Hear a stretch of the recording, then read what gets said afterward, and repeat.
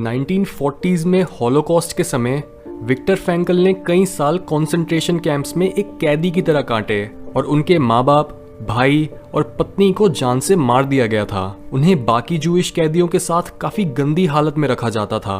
उन्हें ज्यादा कुछ खाने के लिए भी नहीं मिलता था और उनके आसपास हर समय मौत मंडरा रही होती थी। कभी लोग खाने की कमी से मर जाते थे और कई बार जहरीली गैस की वजह से। पर जहां ज्यादातर कैदी कुछ दिनों के बाद ही हिम्मत हारकर अपनी लाइफ में होप और मीनिंग खो देते थे, वहीं विक्टर के लिए तो हर मोमेंट ही मीनिंग से भरा था। ये इसलिए क्योंकि वो एक न्यूरोलॉजिस्ट और साइकियाट्रिस्ट थे, जिसकी वजह से उनके लिए हर नया दिन काफी इंटरेस्टिंग होता था, क्योंकि उन्हें हर तरह के लोगों का बिहेवियर देखने को मिलता था। विक्टर ने बुक में बताया है कि उनकी तरह ही जो लोग इतनी सफरिंग में भी होप और मीनिंग नहीं खो रहे थे, उनका लाइफ को देखने का नजरिया कुछ ऐसा था कि वो उस सिचुएशन को एक चैलेंज की तरह देख रहे थे, जिसे उन्हें ओवरकम करना था। कंसंट्रेशन कैंप्स में हर परिस्थिति कैदियों से हार मनवाने के लिए काफी थी।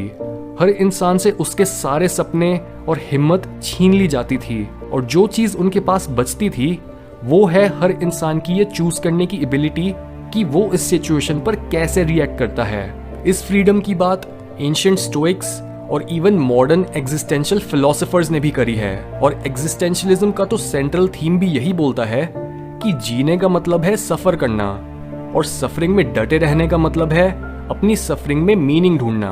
अगर लाइफ में कोई पर्पस है तो हमारे मरने और सफर करने में भी कोई पर्पस जरूर होगा। पर कोई भी एक इंसान दूसरे इंसान को ये नहीं बता सकता कि ये पर्पस क्या है, क्योंकि हर इंसान की लाइफ का पर्पस अलग होता है। उसका काम है इस पर्पस को ढूंढना और इससे जुड़ी रिस्पॉन्सिबिलिटी को उठाना। बुक में बताया गया है कि ये मैटर नहीं करता कि हम लाइफ से क्या एक्सपेक्ट करते हैं, बल्कि असली क्वेश्चन तो ये है कि लाइफ हमारे से क्या एक्सपेक्ट करती है।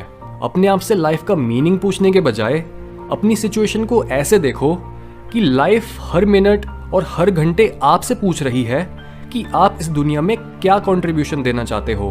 फ्रैंकल के हिसाब से जीने का असली मतलब है जिंदगी की प्रॉब्लम्स के सही जवाब ढूंढने की रिस्पॉन्सिबिलिटी लेना और इन जवाबों को ढूंढने के रास्ते में रखी गई रुकावटों को पार करना।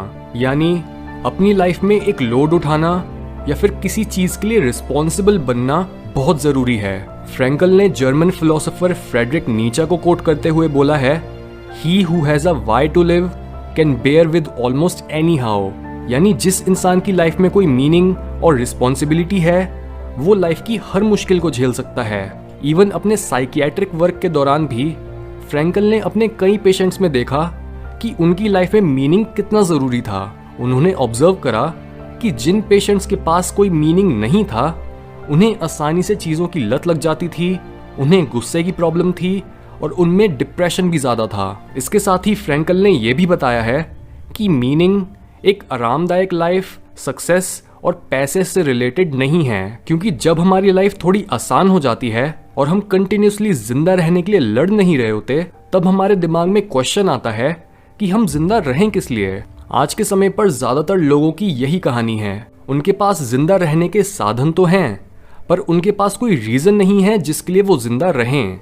लाइफ के इस खालीपन को विक्टर ने नाम दिया है एग्जिस्टेंशियल वैक्यूम। और जो लोग इस खालीपन के शिकार बनते हैं उनमें 3 मेन सिम्टम्स देखने को मिलते हैं, यानी डिप्रेशन, गुस्सा और एडिक्शन। लोगों की इस ऑब्जर्वेशन के बेसिस पर फ्रैंकल ने एक नई तरह की थेरेपी को जन्म दिया, जिसे उन्होंने नाम दिया लोगोथेरेपी।